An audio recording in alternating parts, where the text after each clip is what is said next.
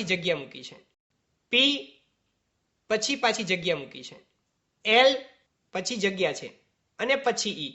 તો આવી રીતે દરેક લેટર્સ વચ્ચે એક એક લેટર સમાઈ જાય એટલી જગ્યા મૂકીને લખવામાં આવે તો પણ એ રીત ખોટી છે.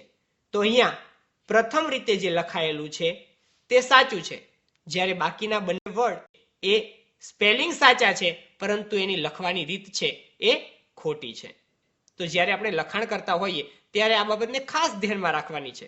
અને હા મિત્રો, બીજું પણ ધ્યાનમાં રાખજો કે જ્યારે તમે લખો છો ત્યારે યોગ્ય ભાર દઈને લખવાનું છે, જેથી કરી અને આપણે કોઈ પણ લેટર્સને ઘૂંટવો ન પડે. જો કોઈ પણ લેટર્સને ઘૂંટવામાં આવે તો પણ એ યોગ્ય ન કહેવાય. તો બાળ મિત્રો, આટલું તમને સમજાયું હશે.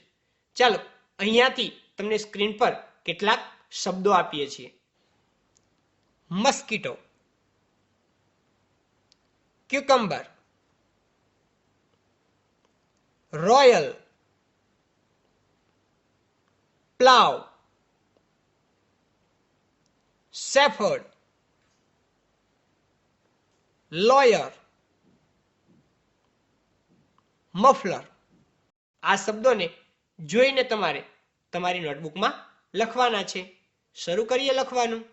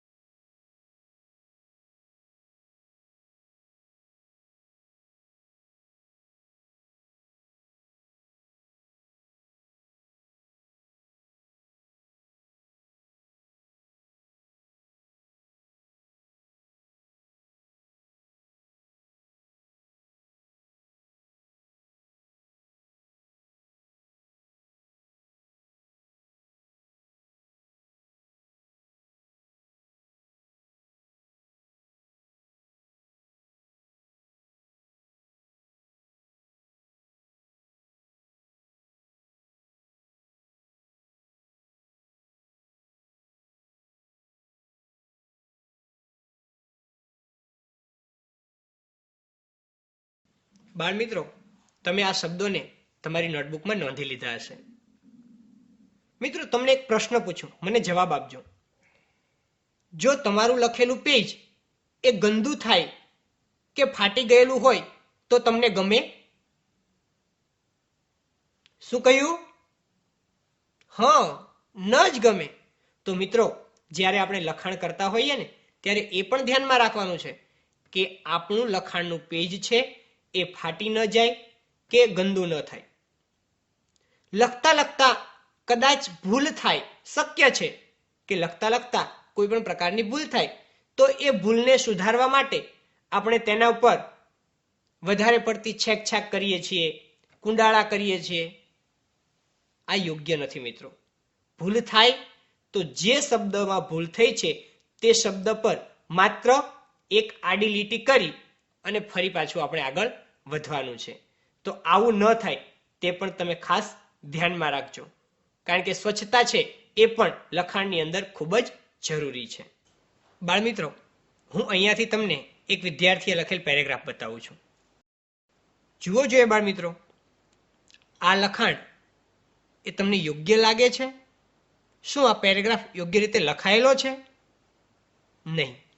આ પેરેગ્રાફ સારા અક્ષરે ચોક્કસ લખાયેલો છે, પરંતુ તે યોગ્ય રીતે લખાયેલો છે એવું ન કહી શકાય. કારણ કે તમે અહીંયા જોઈ શકો છો કે બે શબ્દની વચ્ચે ઘણું બધું અંતર રાખવામાં આવેલું છે.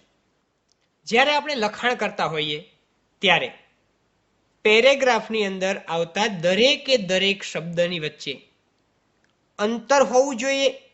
એ અંતર ખૂબ વધારે પડતું કે ખૂબ ઓછું નહીં રાખતા, યોગ્ય રાખવું જોઈએ. અને જેટલું અંતર તમે રાખો છો એટલું જ અંતર દરેક શબ્દ વચ્ચે જળવાવું જોઈએ. તો આ બાબતને પણ આપણે ખાસ ધ્યાનમાં રાખવાની છે.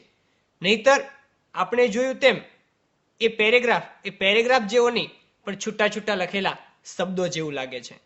તો મિત્રો, જ્યારે આપણે લખાણ કરીએ છીએ ત્યારે બે શબ્દ વચ્ચે યોગ્ય અંતર રાખીએ એ પણ ખૂબ જરૂરી છે. મિત્રો, જ્યારે તમે લખાણ કરતા હોય, એ રાઇમ્સ હોય, સ્ટોરી હોય કે એનીવે, જ્યારે પણ તમે લખાણ કરો છો ત્યારે તમે આવા ચિહ્નો જોયા હશે. આવા ચિહ્નોને પંક્ચ્યુએશન માર્ક કહેવાય છે. આ ચિહ્નોનું લખાણની અંદર ખૂબ જ મહત્વ છે. જ્યારે લખાણને આપણે વાંચવું હોય કે લખાણના ભાવ સમજવા હોય ત્યારે આ ચિહ્નોને આધારે સમજાય છે. તો આવા ચિહ્નો છે એ પણ યોગ્ય જગ્યાએ મુકાય તે પણ લખાણની અંદર ખૂબ જરૂરી છે. જે તે વાક્ય પછી કે વાક્યની શરૂઆતમાં કે વાક્યમાં વચ્ચે જ્યાં પણ પંક્ચ્યુએશન માર્ક મૂકેલું છે ત્યાં જ તે જ જગ્યાએ કોઈ પણ પ્રકારનો ફેરફાર કર્યા વગર આપણે પંક્ચ્યુએશન માર્ક મૂકવાના હોય છે. તો જ તે વાક્યનો સાચો અર્થ અને તેનો ભાવ જળવાય છે.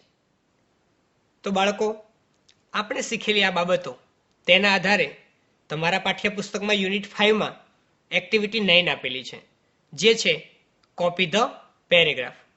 આપણે જે બાબતો આજે શીખ્યા છીએ એ તમામ બાબતોને ધ્યાનમાં રાખી અને આપણે આ એક્ટિવિટી કરવાની છે. આ એક્ટિવિટીમાં તમારા પાઠ્યપુસ્તકમાં પેજ નંબર 57 કે જેમાં એક પેરેગ્રાફ આપેલો છે અને તેની નીચે આ પેરેગ્રાફને કોપી કરવા માટે કેટલીક લાઇન્સ આપેલી છે. આ લાઇન્સની અંદર તમારે એ પેરેગ્રાફને લખવાનો છે. તો આ લખવા માટે તમે તમારા પાઠ્યપુસ્તકની પણ મદદ લઈ શકો છો અને અહીંયા ટીવી સ્ક્રીન પર પણ આ પેરેગ્રાફ લખેલો છે, જે પેરેગ્રાફને તમારે જોઈ અને લખવાનું છે. તો પેરેગ્રાફ આપીએ છીએ અને આ પ્રવૃત્તિ કરવા માટે તમને કેટલો સમય આપીએ છીએ. તો શરૂ કરો પેરેગ્રાફ કોપી કરવાનું.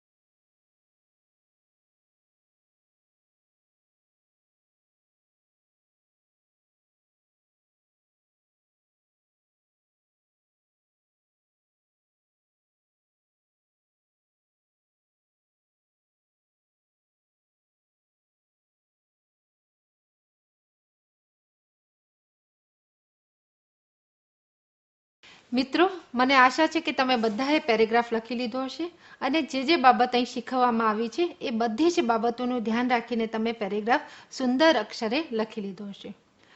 મિત્રો, આ ક્લાસ પૂરો કરીએ એ પહેલા એક વાક્ય જોઈ લઈએ. તમને સ્ક્રીન ઉપર એક વાક્ય દેખાશે. The quick brown fox jumps over a lazy dog. ફરી એકવાર.